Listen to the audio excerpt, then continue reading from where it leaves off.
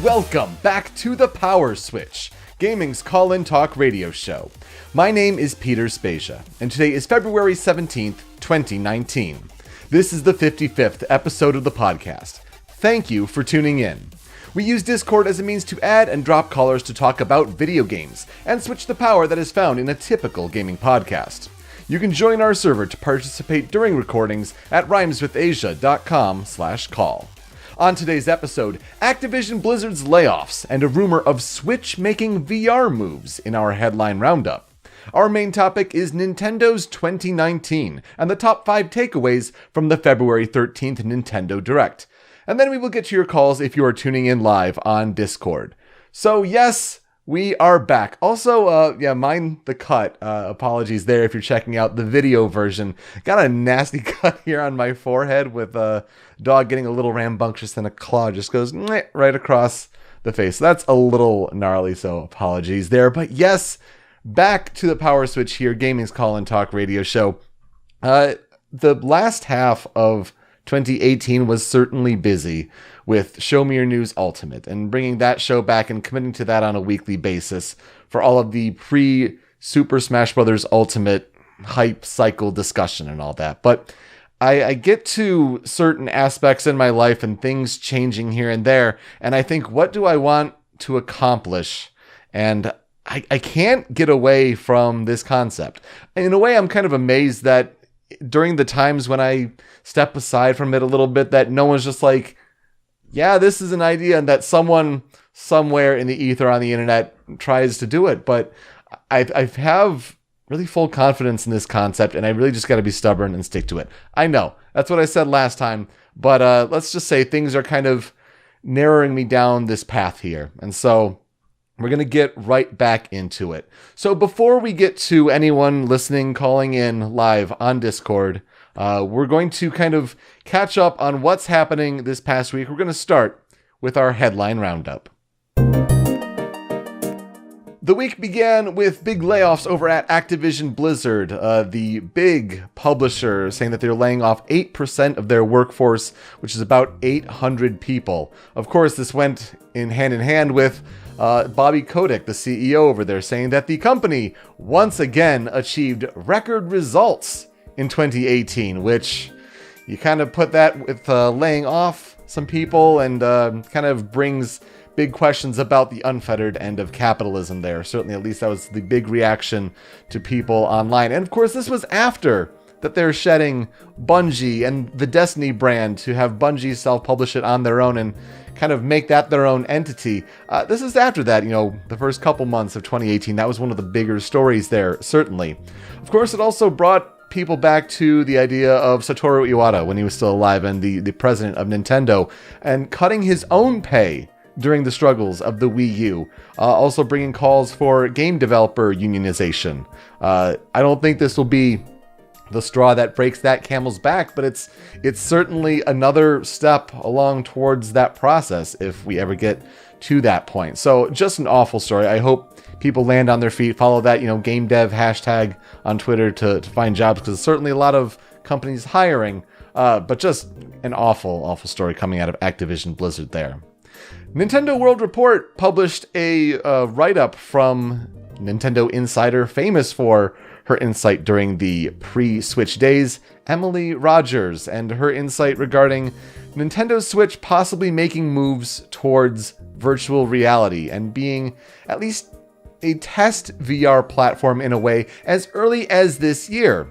Emily's write-up basically has Nintendo is filing a patent, as some time ago, that kind of visualizes this almost as like a Gear VR, Google Daydream sort of approach, where there's a sort of visor that the user would put on their head, and then the Nintendo Switch screen would slide in there.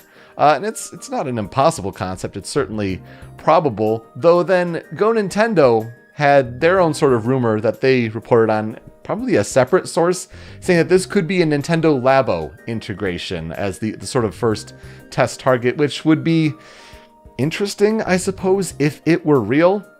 Now, certainly Nintendo's VR interests have been known but they've been kind of downplaying them recently. There were certainly reports from CNET from last year that data miners had discovered some sort of screen-splitting VR mode in the firmware, and even early in the Switch's life cycle, even before it launched, they're saying, oh, the launch got pushed back a little bit to try to work in some more VR potential. Emily's report basically saying that first-party games could possibly receive updates if this all panned out, and it gets you thinking about certain games like Mario Kart, or maybe ARMS, or Metroid, whether it's future Metroid Prime 4 or Trilogy, or rumored Trilogy release, what have you. Does Star Fox come back with some sort of VR thing? Even if you look at something like Astrobot Rescue Mission on PlayStation VR and the kind of passive platforming game there, Captain Toad is getting an update. Does it get another future update where you kind of get some virtual reality vision there? Probably the biggest technical downside to this is the 720p resolution on Switch's screen. And if you put that so close to your face, the resolution, the quality of the visual there, not as high. It also wouldn't necessarily have the highest frame rate, which is a little tough for the virtual reality immersion. I don't know how I'd feel necessarily about Labo being the test case here. I don't think that would be the way to get people into this as a consumer product, but if Nintendo's just trying to test this out and see what it's like, it's entirely possible. Keep an eye on this one, though. Could this happen later in the year? Possibly, but we'll fly out this one in rumor for now, but kudos to Emily Rogers' Nintendo World Report. That's a banger report to end the week for sure. Speaking of bangers, Apex Legends continues to be a massive success, hitting 25 million registered players in a week and passing 2 million concurrent players. This trajectory that they've been on is rather remarkable. It was 1 million players in 8 hours, 2.5 in 24, 10 million in 72 hours. You compare the massive success that Fortnite's Battle Royale is right now. When that took off at the end of 2017, that was 10 million players in 2 weeks, not 72 hours. It was 45 million players in 6 months, and Apex is here at 25 million in 1 week. It's just remarkable, and it shows the big market that's possibly there and how it's growing for Battle Royale. For just a kind of comparison, Fortnite apparently is at 200 million players right now registered, and they get up to 8.3 million concurrent. So certainly a long way to go, but it's been a long time since we've seen any game challenge Fortnite there. Sony is having a leadership shakeup for the Sony Interactive Entertainment brand, so overall seeing everything PlayStation there, where Jim Ryan is supposed to be taking over for John Codera as SIE President and CEO on April 1st. No, that's not an April Fool's joke there. Apparently, Codera will still be seeing the gaming and content services, trying to build those up, as Jim Ryan will oversee the entire PlayStation business. Now, you may know Jim Ryan as someone who's more on the European side of the PlayStation brand. He's led that brand to dominance in Europe, especially when you compare to the Microsoft competition there. And sometimes you've seen him on stage at Gamescom. I know there's certainly the famous moment where the camera's trying to check the focus and they're zooming in and out big time on his face to try to focus that camera. Some people do have concerns that could this be the return of arrogant Sony, so to speak, because Jim Ryan has been known in recent months and years, especially for some of his unpopular takes, especially when you think about where the industry may be going. He's had quotes where he says, people don't really use backwards compatibility much, and why would anyone want to play Gran Turismo from the PlayStation 1 and PlayStation 2 days? Or regarding the Sony cross-platform controversy and stance and all that, he's talking about the children who subscribe to PlayStation Plus, and we have a duty to protect them, and think of the children. So when you think about, a backwards compatibility for a next generation PlayStation, or a cross-platform sort of play that the industry seems to be going towards, is this the right person to be going towards that? Are his thoughts going to somewhat loosen on that? We'll have to see. But Sony, overall, the Sony CEO, Kenichiro Yoshida, says that he wants someone at the helm to focus on growing PlayStation as an overarching platform, and that certainly sounds familiar when we think of the Xbox brand and how it's trying to grow and be sort of universal there as well. And then to wrap things up in our headline roundup here, Five Nights at Freddy's VR, Help Wanted, got pushed to the ESRB ratings board. The link is now down, at least at the time of this recording, but it seems to certainly have been pushed out there as a possible product that could be coming to PlayStation VR. If you're asking me, no thank you. I don't need to be playing Five Nights at Freddy's in VR, though I certainly understand the appeal, and it's a no-brainer sort of product to push, especially for the fans that remain for that franchise. This would probably be looking at the first game and seeing how it could be adapted to VR. Jump scares aplenty, I'm sure, but we'll see when an official announcement comes down the pike, but just be aware that this is a thing. Let's also talk about quickly the game and release date announcements, at least the notable ones that were announced this past week. Of course, you had plenty in the Nintendo Direct. Not enough time to wrap that all up. Go watch that Nintendo Direct. Tons and tons of announcements there for sure. Also, Tekken 7's DLC, wrapping up that sort of season pass of fighter content. Julia and The Walking Dead's Negan will be available on February 28th. For PS4, Xbox One, and PC. That was an announcement over at EVO Japan. Catherine Fullbody will be coming westward officially on September 3rd on PlayStation 4 over in the USA and Europe. Big controversy also this week with Catherine Fullbody. Go sort of dig into that one if you don't mind the whole spoilers of who is Reen and what are some of the consequences? Has Atlas learned their lesson when it comes to LGBTQ representation? You either may or may not be surprised to hear what you find there. So definitely a lot of headlines swirling around that, but they verge on the spoiler territory. So research at your own peril. And then probably one of the biggest game announcements, I think, of the past week was Hollow Knight Silksong. This is taking the Hornet DLC that was promised as one of the last deliverables as part of their Kickstarter campaign, saying that, we want Hornet to be kind of exploring her own world with her own enemies, her own bosses, her own campaign. And so Hollow Knight Silksong is going to be officially now the sequel to Hollow Knight. No official release date yet. They didn't even say 2019 necessarily. They did say it'll be coming to PC and Switch first, and then PlayStation 4 and Xbox One later. But Hollow Knight getting a sequel out of that last DLC. Certainly surprising, but welcome news for sure. Let's get to our main topic, though, and it was that Nintendo Direct that on Tuesday you get an announcement, on Wednesday it drops, which is a little earlier, right? You usually get the Wednesday announcement, the Thursday release for that Nintendo Direct. If I were to talk about my 5 big takeaways from that, let's start at number 5. Nintendo is the current king of the shadow drop.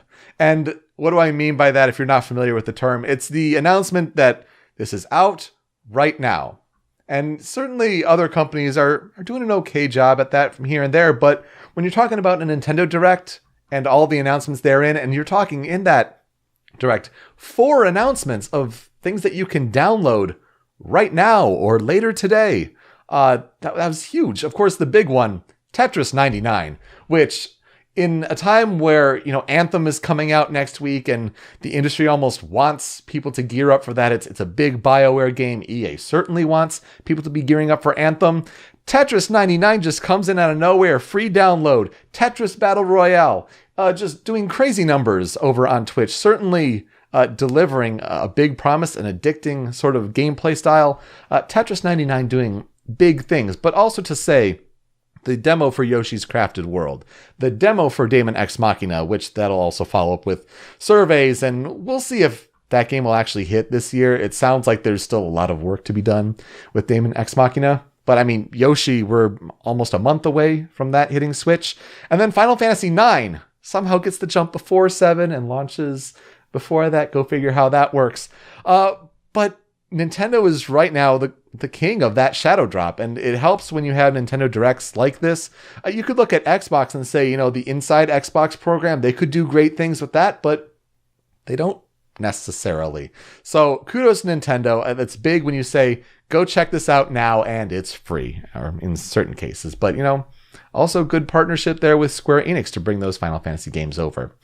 Number 4 for me, I think Astral Chain has the greatest chance of not hitting its release date. And it's interesting when you pair it up with talking about Platinum Games and all that they have going on, especially with Bayonetta 3, and how, yes, we're still working on that. How are those sort of resources being divested? What are they working on? Granted, I loved what I saw from Astral Chain. I think that's a really cool new IP to get as a Switch exclusive. But man, August 30th seems a little soon.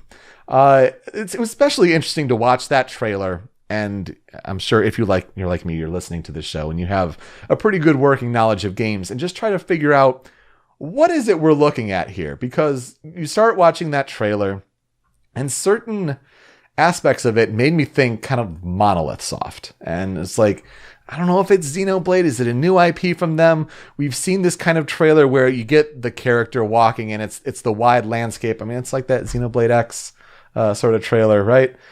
So you kind of wonder that, but then you get into the battle gameplay and it's like, okay, that's straight up Platinum. If anything, almost ripped purely from Nier Automata.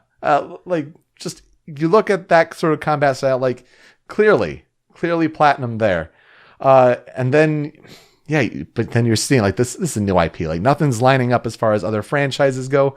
You just get that sense, which is really interesting. So when those certain lineups hit, when it's Platinum with, Kamiya's support, and then it's the director of the action combat from Nier Automata, the game designer there, kind of bringing his design into this game. I mean, I think it's his directorial debut, but he was the battle game designer on Nier Automata. So like just seeing all those different things, and the music, my God, the music. I didn't say who is doing the composition on that game, but you definitely get vibes. Is it Sawano?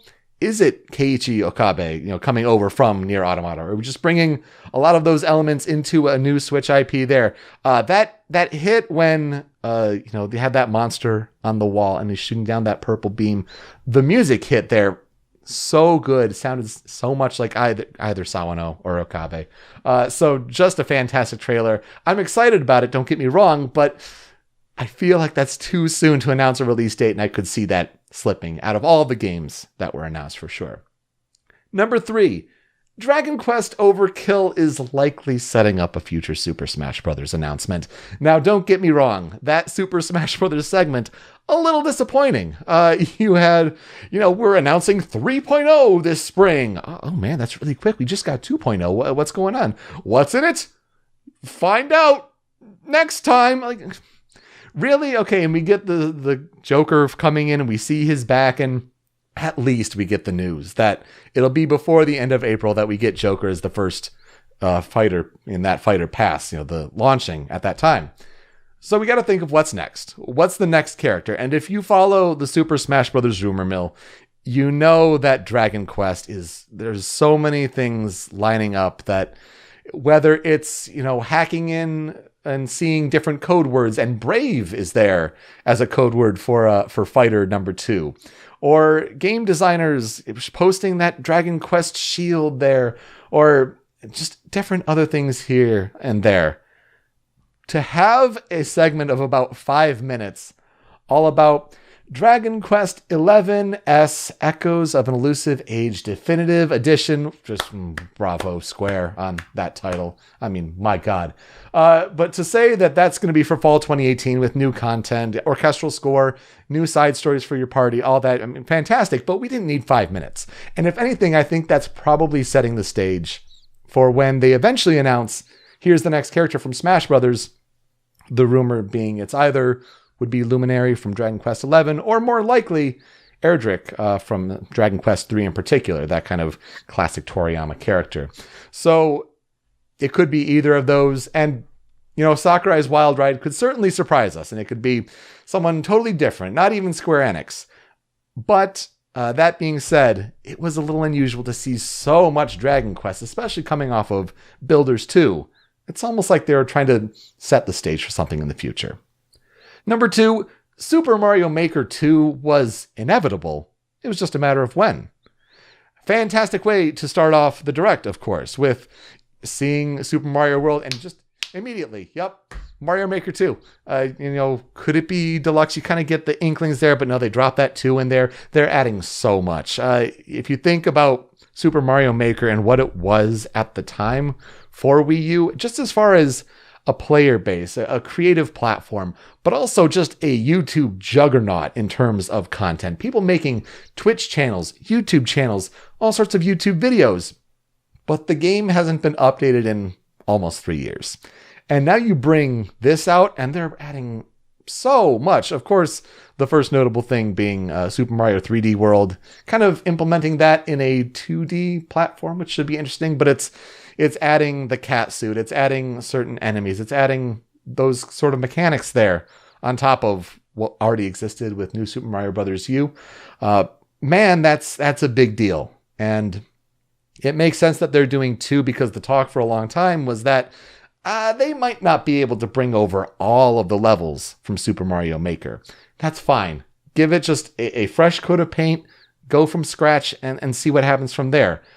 I'm really, really excited for that. Not necessarily just from the creative front, but to really take Switch everywhere. And I know Mario Maker was on 3DS. I get it. But that's the point. It was on 3DS and not on Switch. So to get Super Mario Maker 2 on Switch, June 2019, good time. Really looking forward to that one. It helps Nintendo set up their 2019 for sure. But my number one biggest takeaway, Link's Awakening sets up Oracle potential. And so, of course, to end the Direct as they did with The Legend of Zelda Link's Awakening, it was interesting for me watching, and I'm thinking, all right, bubbles, waves. Look, to me, Link's Awakening was not my first Zelda game. Oracle of Ages, of all things, was my first Legend of Zelda game. I know, kind of a weird one. So while I'm familiar with that opening cutscene on Game Boy Color, the like, not an iconic childhood defining moment for me. So when I'm seeing, of course you see the legs and it's like, okay, Link, Zelda, you're thinking there's those rumors going around of, 2D top down Zelda. Is this, we've seen a boat. Is there something with Wind Waker? And then the lightning strikes. And then it's like, that's almost like the crystallization in my head is like, of course, Link's Awakening, of course. Is it a sequel? Possibly, but this is the cutscene? No. And then it's definitive right there. Using the Breath of the Wild font. Interesting choice. Especially at the end with the 2019 and you hear the Ballad of the Windfish. But that Breath of the Wild font, are we doing that going forward? Is that just a Switch thing? Certainly interesting. It looks really fascinating. And I really liked the idea of when they were talking about how many players is going to be used for this game. To be determined. We're not committing that it's just a single player game. And you look at some of the screen adaptations and you see how faithfully they've recreated some of those screens from Game Boy to Switch. And you think, that's kind of a lot of space on the Switch reimagining. And you think, you can pop up the Switch screen there. You got 2 Joy-Cons. Are we going to add drop-in, drop-out co-op into Link's Awakening?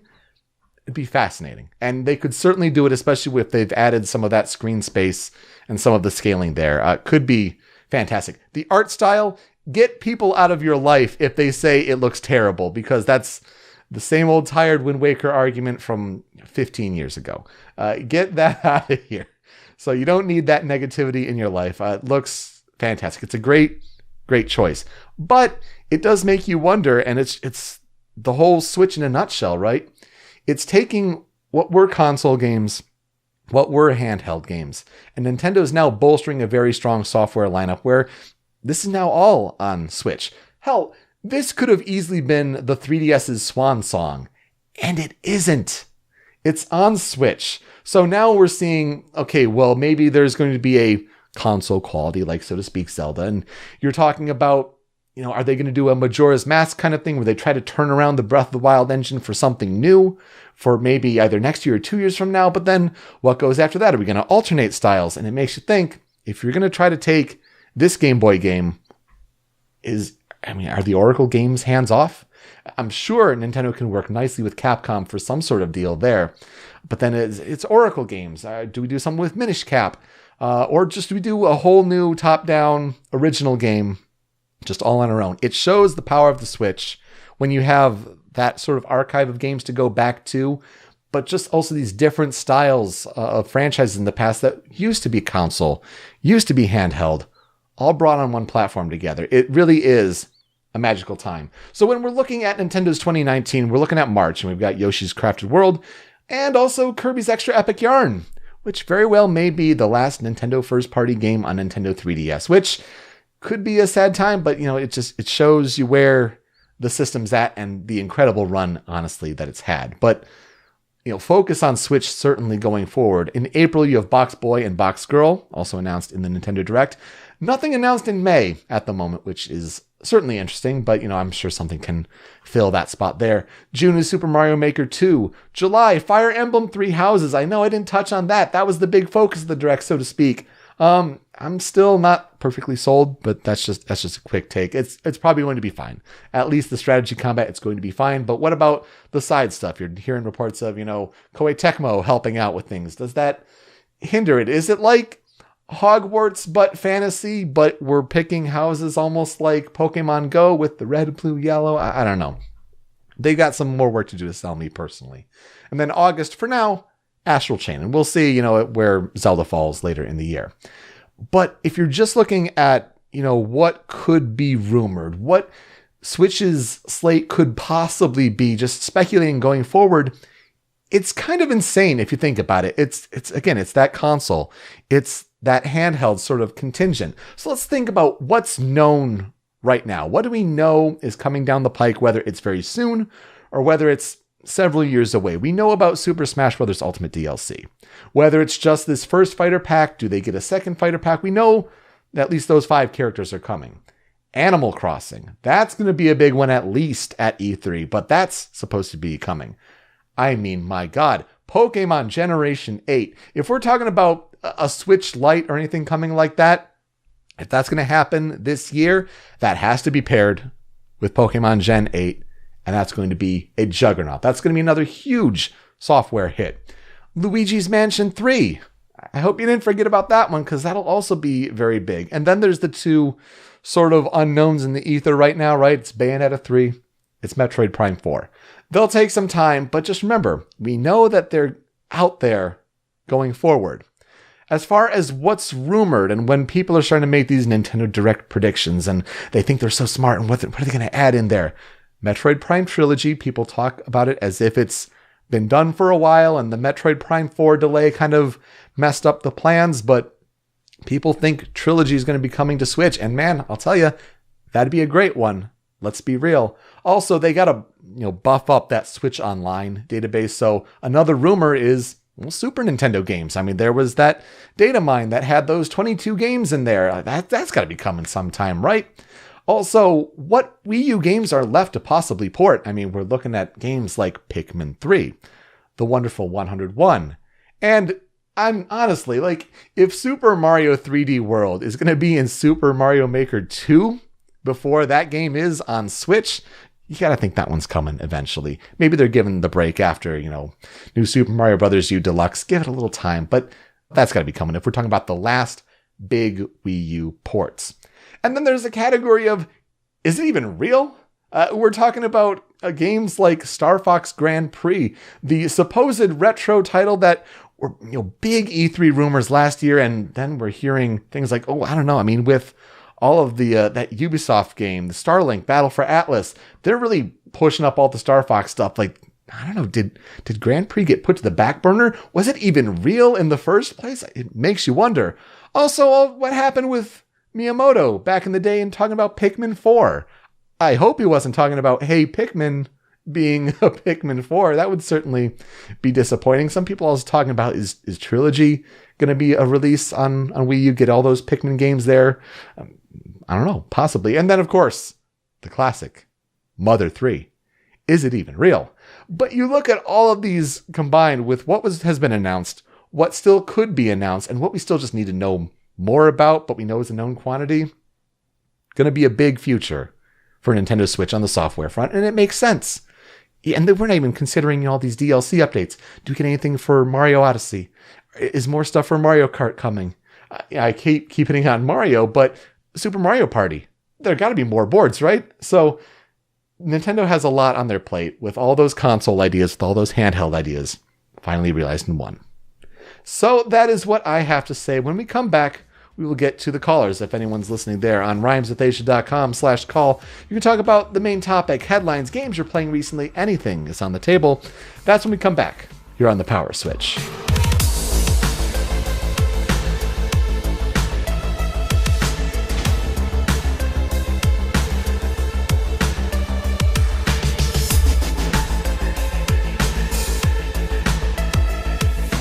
Welcome back to the Power Switch. Looking forward to talking about Nintendo or anything else you'd like to talk about.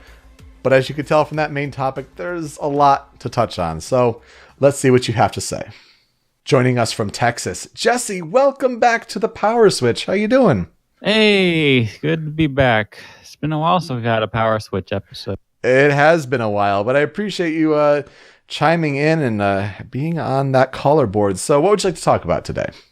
I think Smash Bros. Was kind of like a buffer for Nintendo. Like, get all the news hyped around this one game, which is going to sell like Beatles huge, and use that to make sure that there's lots of games to put out the next year. I think this Direct was a pretty good showing for what's to come. Yeah, it wasn't mind-blowing, but it was the sense that they paced it really well. Whether it's, going to the certain games they wanted to highlight, but then back to more headlines. And it was that something for everyone. And you can't bookend it any better than what they did. Those are massive announcements. I mean, when you're talking Mario and Zelda and continuing those big franchises on Switch and seeing what they're doing. This year for Switch kind of reminds me and a lot of people, I think, about 2013. In a way, just for some of the franchises that are hitting. I mean, that was when Zelda Link Between Worlds hit. That was when Fire Emblem Awakening hit. I almost want to say that was also when Luigi's Mansion Dark Moon hit on 3DS. So it's like some of those franchises then are like, they're rearing up to come right around on the next platform, of course, being Switch. And we're really seeing some of those franchises come big. But I think you're right. It's as far as continuing life of a certain title. I mean, Smash Bros. Is going to be huge whenever they announce a new DLC character and the strategy that they're going with. I gotta imagine it's going to be trying to get as many people into this ecosystem as possible with strategic partnerships. And that's going to be whenever they drop a character announcement like that, they're going to own the news cycle for that day. And that's incredibly huge. Yeah, I wasn't sure if there was going to be any Smash news during that Direct, and we got a date, not really like huge news, so it's just kind of, all right, then keep your secrets. Right, yes, yeah, absolutely, just like that meme. No, it's certainly like that, but I think you're right. I mean, there was some sort of survey over in Japan where they were saying that like 82% of people thought it was good to very good. I don't think you can say it was a bad Direct. Was there a certain game in there that you were most excited for? Probably Super Mario Maker 2. I mean, I like Zelda, but I'm not like the biggest Zelda fan, although Breath of the Wild, god damn, that was one of my favorite games. Yeah. I will probably get Link's Awakening. I've never played Fire Emblem before, so that doesn't really mean a whole lot to me. Although I am just keeping an eye on it because I know a lot of my friends are into it. But yeah, for me, Super Mario Maker, that was probably the big deal. And I don't even really like making stages myself. I just like playing them. Yeah, it's going to be a very interesting year as far as it's almost like the revitalization of that, create, share, play sort of movement that Little Big Planet really tried to pick up back in 2011, 2012. But if Dreams is going to hit this year on PlayStation 4, and it's like, that's the 3D game component alongside, Mario Maker, which is the 2D platform contingent there. It's going to be a big year for that sort of game. And you're right. I mean, not everyone is, cut out to make these amazing levels. You're also going to get a lot of garbage levels. Let's be honest. Especially with, that moving platform, sort of like the snake moving platform. A lot of people are just going to design that terribly. But it's going to be a big year for that. I think I agree with you. I'm not going to be the one creating great levels, but I can't wait to see what people play. I can't wait to see what YouTube and Twitch content creators get to do with it. Oh yeah, there's going to be like lots of stuff coming from content creators like Gang Grumps and Grand Pooh Bear, along with all those other guys who play lots of Super Mario Maker stuff. As long as they just have like a good online ecosystem where you can find the stages you want, and as long as that's easy to do. Although I wonder, is this going to sell as well with the way the new Nintendo Switch Online works? Then again, you have like a huge install base now for the Switch compared to the Wii U. So what am I kidding? It's gonna sell. Yeah, I think you're right on the money there. I mean, we're seeing different franchises on Switch with that install base just do crazy numbers, and they've got a few months to shape up the Switch Online. I think doing something like Tetris 99 is a good way to get people to say, you know what, probably should get in on this if we're going to release, free games like this. And yeah, whenever Super Nintendo games drop on Switch Online, like, get out of the way. Like, that's where the real, audience interest is going to be for that service. Yeah, that would be fun. I like what they've done with the NES library and concept. I just think it needs to be expanded upon. I think this Netflix-like approach is a fantastic thing, and I would like to see them do that with more games. But as it stands right now, it's a bunch of NES games, and don't get me wrong, some of these games are amazing, but it's just kind of, I've played these games on other systems. But, keep expanding on that idea, because it is a good idea. And if we can get, like, N64 or GameCube... We need some sort of GameCube revival, because for a lot of kids these days, those games are inaccessible. Thank God we at least have the controllers coming out. Oh man, Be Still My Heart. That would be amazing. Even if they start to dig into like the Game Boy Advance, Game Boy Color, DS library. I mean, the sky's the limit if they really want to go for it. And then we'll see, what happens with Switch models and any revisions there, and if they improve the tech on the screens, and if this VR thing is going to be anything going forward. It's going to be a crazy time going forward for Nintendo.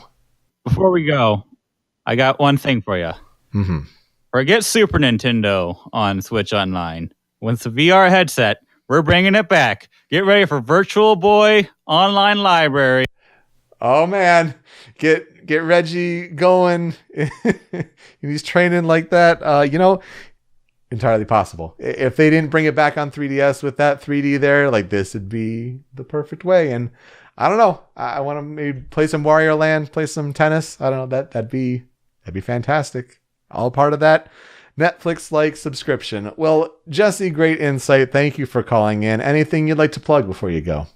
I'm not really doing much right now. I'm actually just keeping to myself. So I'm going to plug PowerSwitch. If you haven't heard of it, it's a pretty good... Actually, you know what? Original Sound Chat. Oh, thank you. Listen to that whole series. Oh, wow. So far. It's really good. Thank you. Thanks, man. Really, really appreciate that. We'll give that one a little more shout out towards the end of the show, but it's the other podcast I'm doing for those people that don't know. And talking about video game soundtracks and sort of the education behind there with good friend Joe DeVader, the Debaga. Appreciate that. Thanks for the shout out there. And it's good to have this show back alongside. So, Jesse, thanks for calling, and we'll see you next time. See ya. All right, thanks so much for calling in.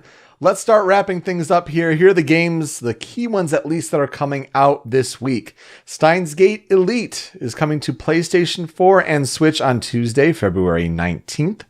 You also have Yakuza Kiwami on PC, the PC release coming on Tuesday, February 19th. And the big one, it's going to be a make or break for BioWare, not going to lie. As mentioned, Anthem on Friday, February 22nd on PS4, Xbox One, and PC. And that'll do it for this episode of The Power Switch. We are hosted by rhymeswithasia.com, and we're on YouTube and Twitch at rhymeswithasia. Find us on Twitter, Facebook, and Instagram at The Power Switch. I am at Pete Speakeasy. You can email us any questions, concerns, comments, or opportunities at powerswitchpod@gmail.com, and you can subscribe to The Power Switch on podcast services such as Apple Podcasts, Google Play, and Stitcher. And if you could be so kind as to leave a review, that would really help as well. But most importantly, to participate in future episodes, you should join our community on Discord by visiting rhymeswithasia.com/call. It's a small but growing community, so now is the perfect time to have your voice heard on this podcast. If you'd like a YouTube video to watch to kind of wrap up your week and kind of start the next one, check out Easy Allies' Top 10 about top 10 video game composers. As you mentioned there, I'm doing a video game podcast, a video game soundtrack podcast, Original Sound Chat, with the Dubaga, Joe DeVader. And so to see the guys over at Easy Allies talk about the top 10 video game composers of all time, a lot of good ones in there. And it's a great video. I recommend checking that out for sure. So yeah, good to have this show back. Looking forward to talking like this, whether it's just about games in general, the new stories of the week, some of the trends, or just something I need to get off my chest overall. Would love to do that with you. Also to bring back spoiler casts. Also a big thing to do. So we should start planning a Kingdom Hearts 3 one, I think. I think that would be great to get people calling in, especially as we approach almost a month with that game on the market here. That would be awesome to talk about with you guys.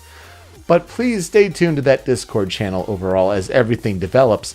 And regardless whether it's live or on your own time, I look forward to you joining us for our next episode. With that, I'm Peter Spezia. Until next time, switch up, call in, game on.